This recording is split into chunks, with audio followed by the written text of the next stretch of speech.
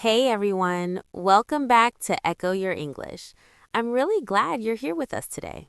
Yeah, welcome. Whether you're listening while relaxing, walking, or just taking a quiet moment, thanks for spending this time with us. Today, we're talking about something very simple, but also surprisingly uncomfortable for a lot of people. Small talk. Exactly. That short, casual conversation you have with someone you don't know very well. The kind of conversation that starts with silence and makes your brain panic a little. That panic is so real.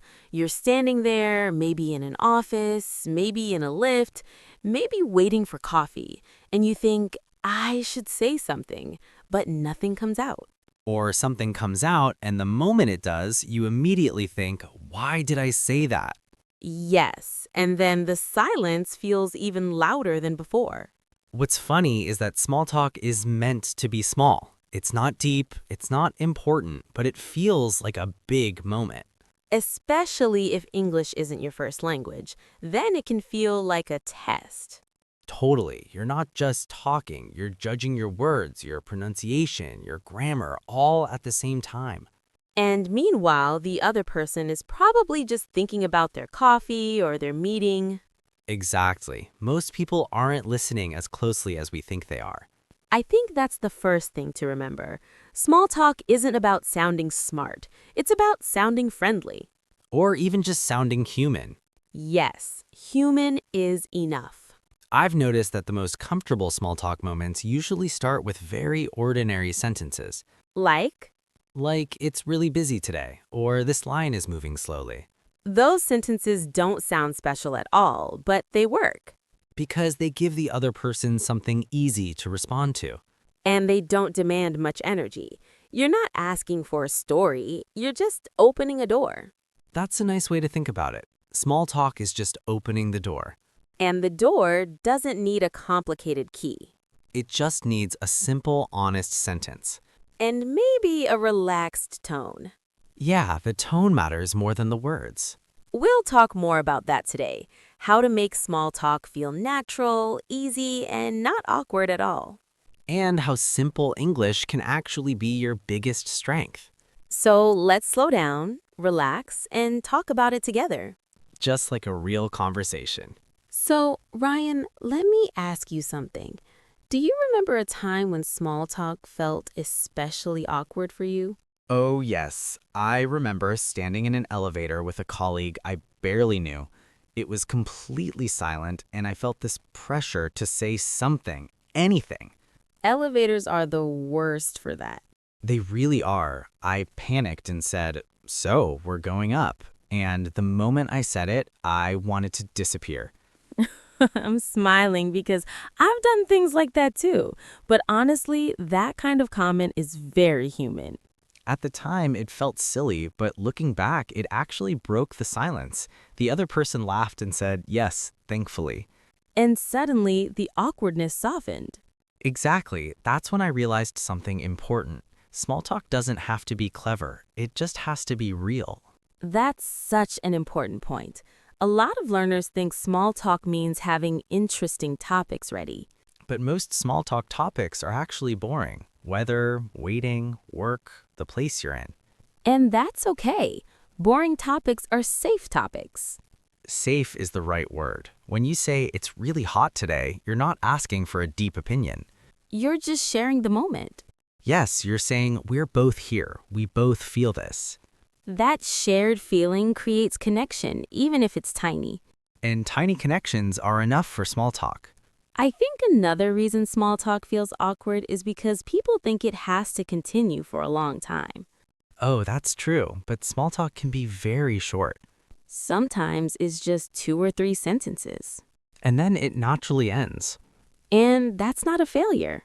Not at all. Ending small talk politely is also part of good communication. Like saying, anyway, nice talking to you, or, well, I should get going. Those phrases are gentle exits. They don't feel rude. They actually feel respectful. And for learners, memorizing a few gentle exit phrases can really reduce anxiety. Because you know you won't be stuck forever. Exactly. Small talk is not a trap. It's just a moment. Another thing I've noticed is that listening is more important than speaking. Definitely. If you listen well, you don't have to talk much. You can respond with simple things like, oh, really? Or that makes sense. Or even just a smile and a nod. Those small signals show interest, and interest makes people feel comfortable. When people feel comfortable, the awkwardness disappears. And suddenly, small talk doesn't feel scary anymore. It just feels like normal life. Which is exactly what English learning should connect to. Real moments, real people, real conversations. Not perfect ones. Just human ones. And that's enough. Let's keep going. Yeah, there's more to explore here. You know, Ryan, I think one of the biggest problems with small talk is what happens inside our heads. That inner voice that won't stop talking? Exactly. While the other person is just standing there, we're having a whole conversation with ourselves. And it's usually not a kind conversation. Not at all. It's more like, you sound stupid, or your English is bad, or they don't want to talk to you. That voice can ruin the moment before it even starts. And the truth is, we don't actually know what the other person is thinking, Most of the time, they're probably thinking about themselves, or about what they're going to say next. or about nothing at all. So when we imagine negative thoughts in their mind, we're usually wrong. I think this is where slowing down really helps. Yes, speaking slowly gives you time to breathe. And it gives your listener time to feel relaxed, too. There's no rule that says small talk has to be fast. Especially in English learning, slow is calm. Calm sounds confident. And confidence makes small talk feel natural. I also want to talk about questions. Ah, yes, questions can be tricky. Some people think they need to ask clever questions. But simple questions work best. Like, is it always this busy here? Or, do you come here often? Those questions are easy to answer, And they invite the other person to speak. which takes the pressure off you. Exactly. You don't have to carry the conversation alone. Small talk is shared. And if the other person doesn't respond much, that's okay too. That doesn't mean you failed. It just means the moment is done. Learning to accept that is very freeing. Because then you stop forcing conversations. Forced small talk always feels awkward. But natural small talk can even be enjoyable. I've had small talk moments that turned into real friendships. Me too. And they always started with something very small. Something ordinary. Something honest. So if you're listening right now and you feel nervous about small talk, Remember, you don't need perfect English. you don't need perfect timing You just need a simple sentence and a relaxed breath. and the courage to open the door, Even a little bit. because that little bit is often enough. Let's keep going and talk about how to practice this in real life. Yes, that's important. Very important. So let's talk about practice, because small talk is one of those things you don't really learn by studying. You learn it by experiencing it. Exactly. And that can sound scary, but it doesn't have to be. I think the best practice happens in low-pressure situations. Like talking to someone you don't need to impress. A shop assistant, a neighbor, someone you'll only see for a moment. Those moments are perfect because the expectations are low, And even if it feels awkward, it ends quickly. which is actually a relief. One thing I like to practice is commenting on the environment. That's a great tip. If you're in a cafe, you can say, "It smells really nice in here." Or, this place is always so calm. Those sentences are easy and they don't feel personal. They're safe and they invite agreement. And if the other person agrees, you've started a conversation. If they don't, that's okay too. Exactly. No pressure. I also think repetition is powerful.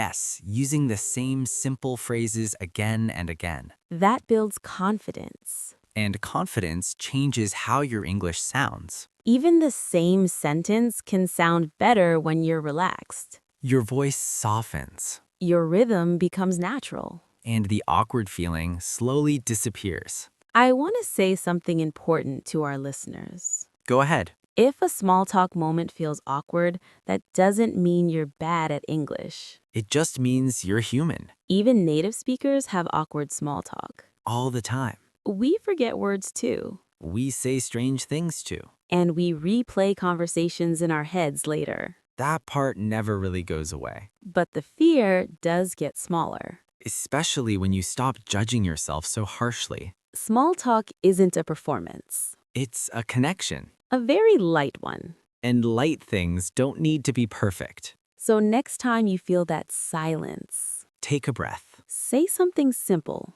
and let it be enough. That's really the heart of today's conversation. Yeah, small talk that doesn't feel awkward is small talk you don't overthink. And English becomes easier when you stop fighting it, You let it flow. just like real life. And just like this conversation. Before we finish, I want to thank everyone for listening with us today. Yes, thank you for spending this quiet time with us. Try one small sentence this week Just one. and notice how it feels. You might be surprised. If you enjoyed this conversation, don't forget to subscribe to Echo Your English. And come back again for more calm, natural English. We'll see you next time. Take care.